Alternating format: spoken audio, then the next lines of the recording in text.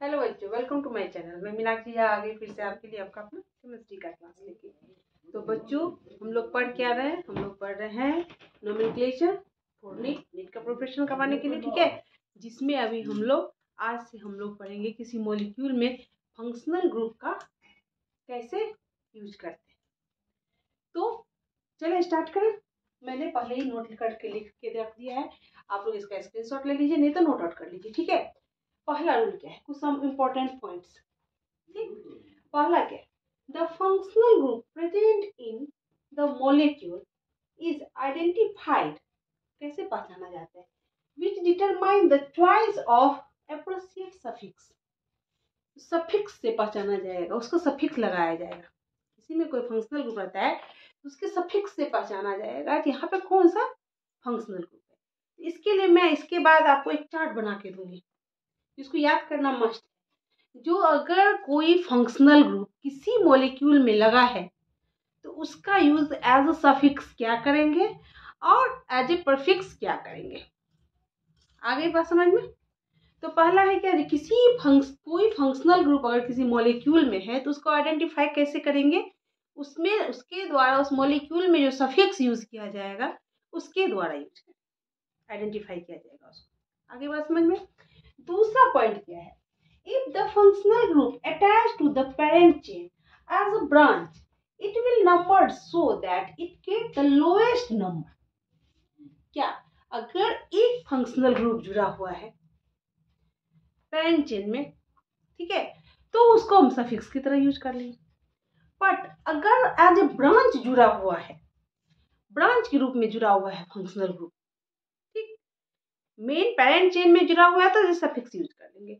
लेकिन अगर किसी पेरेंट चेन में ब्रांच के रूप में अगर जुड़ा हुआ है, ठीक है, तब क्या करेंगे, तो मैंने आपको नोमेनक्लेचर में लोएस्ट लोकेंट रूल पढ़ाया था, तो नंबरिंग करेंगे लोएस्ट रूल के हिसाब से। जहां फंक्शनल ग्रुप अटैच होगा वहां से जितना नजदीक होगा वहां से नंबरिंग स्टार्ट करेंगे और फिर उसके बाद उसको एज ए प्रीफिक्स यूज किया जाएगा। जब ब्रांच होगा तो एज ए प्रीफिक्स यूज करेंगे, ठीक है। पेरेंट चेन में अगर ब्रांच के रूप में होगा तो एज ए प्रीफिक्स यूज किया जाएगा। आगे बात समझ में? लेकिन कौन सा रूल अप्लाई होगा उसमें? लोएस्ट लोकेंट रूल का अप्लाई होगा। अरे ये बात समझ में? और तीसरा क्या पॉइंट है, तीसरा है in case of polyfunctional group one of the functional group is chosen as a principal functional group. अगर एक रहा ब्रांच में तो हो गया, प्रीफिक्स यूज कर ली, ठीक है। बट अगर किसी मॉलिक्यूल में बहुत सारा फंक्शनल ग्रुप जुड़ा हुआ है तब क्या करेंगे, तो किसी एक फंक्शनल ग्रुप को क्या मान लेंगे, principal functional group, and rest secondary हो गया। तो जो प्रिंसिपल फंक्शनल ग्रुप है उसे एज ए सफिक्स यूज करेंगे एंड रेस्ट ऑफ द जितने फंक्शनल ग्रुप है वो क्या यूज होगा, एज ए प्रीफिक्स यूज होगा। आगे बात समझ में? तो यूज कैसे करेंगे, किसे मानेंगे प्रिंसिपल फंक्शनल ग्रुप, तो एज अ प्रायोरिटी ऑर्डर उसका दिया रहता है, जो किस फंक्शनल ग्रुप को सबसे पहले यूज किया जाएगा एंड किसको बाद में यूज किया जाएगा, ये उसका प्रायोरिटी ऑर्डर है। तो बेस्ड ऑन प्रायोरिटी ऑर्डर, ठीक है, which is to be treated as a suffix. जो प्रिंसिपल फंक्शनल ग्रुप है उसे किसके जैसे यूज करेंगे, उसे एज ए सफिक्स यूज करेंगे and rest all are the treated as a prefix, और जितने बच जाएंगे उसे एज ए प्रीफिक्स यूज करेंगे। तो इतना ये रूल जो हुआ, इसके लिए तो सबसे पहले हमको तीसरा के लिए सबसे पहले क्या देखना होगा, तीसरा के तीनों रूल के लिए क्या देखना होगा, जो अगर कोई फंक्शनल ग्रुप है तो एज ए सफिक्स उसका क्या नाम होगा, एज ए प्रीफिक्स अगर किसी मॉलिक्यूल में लगेगा तो उसमें क्या नाम होगा।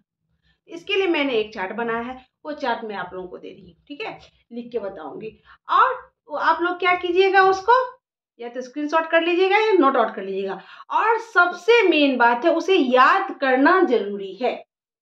जो कोई फंक्शनल ग्रुप किसी मॉलिक्यूल में लगा हुआ है, अगर पेरेंट चेन में लगा हुआ है तो एज ए सफिक्स यूज होगा, अगर ब्रांच में लगा हुआ तो एज ए प्रीफिक्स यूज होगा।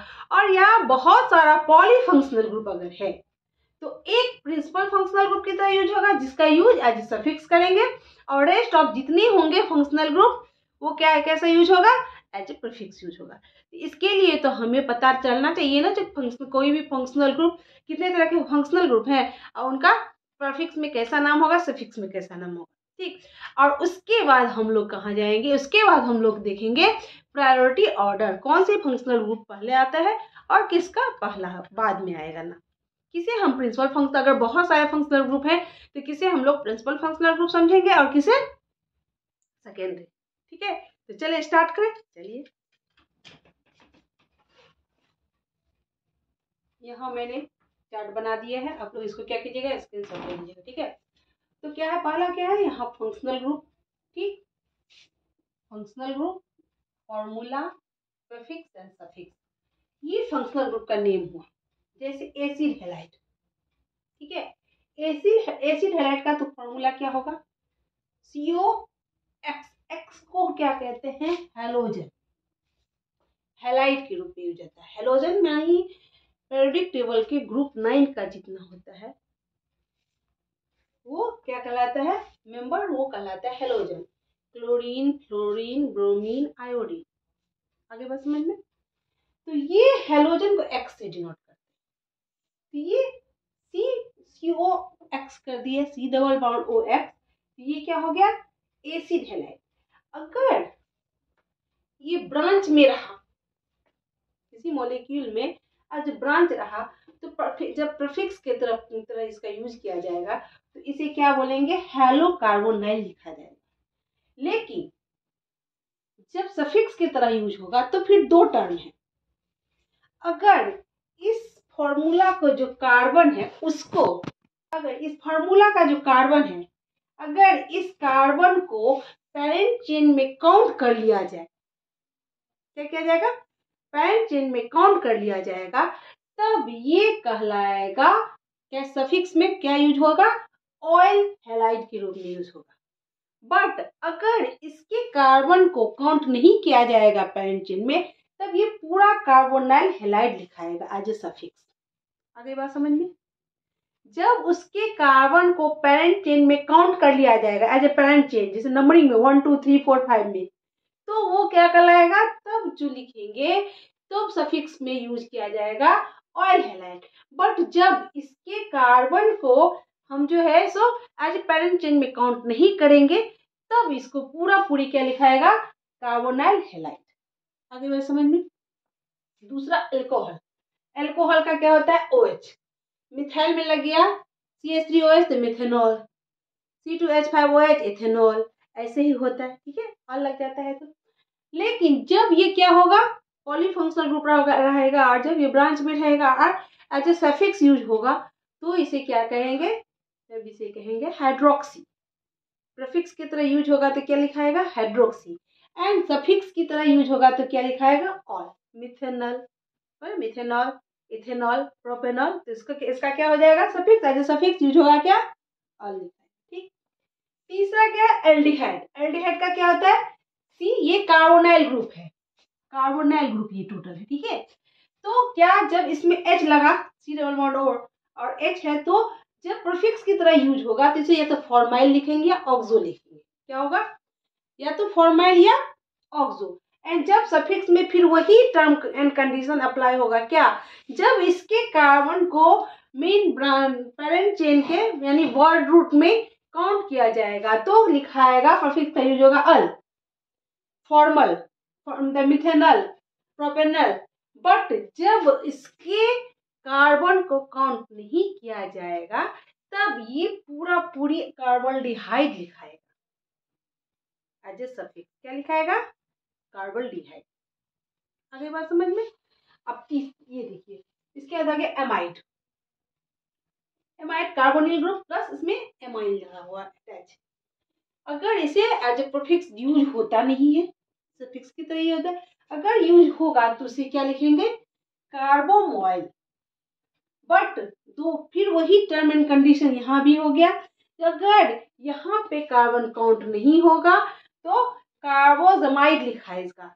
बट अगर कार्बन काउंट हो गया तो उसको क्या लिखेंगे, एमाइड लिखेंगे। आगे बात समझ में, as a suffix. Amine, amine NH2 as a prefix use होगा amino, and as a suffix amine. इसके बाद क्या है, carboxylic acid, carbonyl group plus alcohol attach, यानी COOH ऐसे हो जाएगा। ठीक, तो एज ए प्रीफिक्स यूज होगा कार्बोक्सी। ठीक, एंड एज ए सफिक्स अगर कार्बन काउंट किया जाएगा तो ओइक एसिड, कार्बन नहीं काउंट किया जाएगा पैरेंट चेन में तो पूरा कार्बोक्सिलिक एसिड लिखाएगा। आगे बात समझ में। और कुछ फंक्शनल ग्रुप है, चलिए मैं उसको भी लिख के बता देती हूँ आप लोग। अगर ईथर रहा, ईथर के लिए OR, OR alkyl group plus oxygen है तो अल्कोक्सी, मैं पिछले बार भी पढ़ा चुकी थी, इसको एज ए अल्कोक्सी यूज करते हैं, ये भी सेम टू सेम यूज होता है। ईस्टर अगर आ गया तो OR group plus double OR हो गया, COOR आ गया। ठीक है, जैसे अल्कोक्सी, तो क्या होगा, अल्कोक्सी कार्बन है, और जब सफिक्स की तरह यूज होगा तो अल्काइल कार्बोक्सिलाइट होगा। ठीक है, कीटोन, अगर कीटोन है तो ये कार्बोनाइल ग्रुप है। ठीक, इससे एज अ प्रीफिक्स यूज करेंगे तो ऑक्सो, एंड सफिक्स अगर कार्बन काउंट करेंगे तो 1 लगेगा, अगर नहीं काउंट किया जाएगा तो अल्काइल अल्केनोएट लगेगा। ठीक है, आगे बात समझ में। साइनाइड्स या नाइट्राइल, कार्बन के साथ अगर ट्रिपल बॉन्ड में नाइट्रोजन रहे तो साइनाइड होता है। C triple bond and cyanide, N triple bond C isocyanide. ठीक है, तो साइनाइड के लिए साइनो। ठीक, और अगर कार्बन काउंट हो तो नाइट्राइल, नहीं काउंट हो तो कार्बन नाइट्राइल का यूज होगा। सल्फोनिक एसिड SO3H, इसके लिए एज अ प्रीफिक्स यूज होगा क्या, सल्फो, और एज सफिक्स सल्फोनिक एसिड पूरा यूज होगा। थायोल एसिड, इसे सल्फोमॉइल कहते हैं अगर एज अ प्रीफिक्स यूज होगा, और as a suffix thiol use होगा। इस तरह तो हम लोगों ने क्या देख लिया, किसी फंक्शनल ग्रुप, इतने सारे नाम। ठीक, इसके बाद उसका फॉर्मूला देखा हम लोगों ने। इस फॉर्मूले को अगर हम लोग एज ए सफिक्स यूज करेंगे तो क्या नेम होगा, और एज ए परफिक्स यूज करेंगे तो इसका नाम क्या होगा। इसको क्या करना है, अच्छे से याद कर लेना है। अब मैं आप लोगों को क्या बताने जा रही हूँ, अब प्रायोरिटी ऑर्डर, क्या प्रायोरिटी ऑर्डर मैं अब बताने जा रही हूँ। तो अच्छे से नोट आउट कर लीजिएगा और इसे पूरी तरह से याद कर लीजिएगा, नहीं याद कीजिएगा तो काम नहीं चलने वाला है। ठीक है, इसको बहुत अच्छे से याद करना होगा। तो चलो मैं लिख दूं, चलिए स्टार्ट करते लिखते हैं। अब order of priority of various functional group, इसका फंक्शनल ग्रुप का प्रायोरिटी सबसे पहले आता है कितना, एसिड और उसके डेरिवेटिव्स। क्या आएगा, एसिड एंड उसके डेरिवेटिव्स। उसमें सबसे पहला नंबर आता है कार्बोक्सिलिक एसिड का, सबसे पहले कार्बोक्सिलिक एसिड, इसके बाद थायोल। ठीक, उसके बाद आएगा क्या, एस्टर, उसके बाद ऑयल क्लोराइड हैलाइड। ठीक, इसके बाद एमाइड, इसके बाद आ गया साइनाइड, उसके बाद एल्डिहाइड, बाद में कार्बोनाइल ग्रुप यानी कीटोन, कीटोन के बाद एल्कोहल, एल्कोहल के बाद थायोल, थायोल के बाद एमाइन, एमाइन के बाद आ जाएगा डबल बॉन्ड, उसके बाद ट्रिपल बॉन्ड। ये सारे जो है मैंने लिख तो दिया है, लेकिन याद किसको करना पड़ेगा, आपको बहुत अच्छी तरीके से याद करना पड़ेगा। ये क्या है, ये है priority order of functional group, various functional group. इसको याद करना है, इस तरह से याद करना है कि सबसे पहले तो एसिड और उसके डेरिवेटिव्स आएंगे। तो जब कहीं आएगा तो अगर एसिड और अदर है तो सबसे, अगर एसिड या उसके डेरिवेटिव्स है तो सबसे पहले वो आएंगे। अब अगर एक साथ ज्यादा एसिड के आ गए डेरिवेटिव्स, तब याद करना है सबसे पहले क्या होगा। तो सबसे बूढ़ा क्या है, सबसे ओल्ड यानी सबसे इज्जतदार बोल सकते हैं, या सबसे ज्यादा जिसको वैल्यू दिया जाएगा वो हो गया क्या, कार्बोक्सिलिक एसिड। उसके बाद आ गया भारी भरकम थायोल। ठीक है, सल्फोनिक एसिड, सॉरी, उसके बाद भारी भरकम क्या आ जाएगा, सल्फोनिक एसिड, सब में एसिड। ठीक है, उसके बाद सल्फोनिक एसिड के बाद आएगा amide, ester, ester, sulphonic acid के बाद क्या आ जाएगा, एस्टर, सल्फोनिक एसिड के बाद एस्टर, एस्टर के बाद आ जाएगा एसिड हैलाइड। क्या आ जाएगा, एसिड हैलाइड। हैलाइड में मैंने क्लोराइड लिखा है, क्लोराइड की जनरली आएगा। ठीक है, ठीक, उसके बाद आ गया एमाइड। यहाँ तक एसिड डेरिवेटिव्स हो गए। अगर उसके बाद क्या आ जाएगा, फिर साइनाइड, साइनाइड के बाद एल्डिहाइड, एल्डिहाइड के बाद कीटोन, कीटोन के बाद अल्कोहल, अल्कोहल के बाद थायोल, थायोल के बाद एमाइन, एमाइन के बाद double bond and then triple bond. ये याद कर लेना है। आगे बात समझ में? आई होप आप लोगों को अच्छी लगी होगी ये क्लास। ठीक, तो और अच्छे से मन लगा के पढ़िए, जितना हो सके शेयर कीजिए, जिन्होंने सब्सक्राइब नहीं किया है तुरंत सब्सक्राइब कीजिए। ठीक, और अच्छा अच्छा कमेंट दीजिए। जो नहीं पसंद ये समझ में आ रहा है तो बताइए, मैं अच्छे से समझाऊंगी। लाइक कीजिए, ऐसे ही मेरे क्या कर वीडियो के साथ बने रहिए। तब तक के लिए ठीक है, बाय बाय।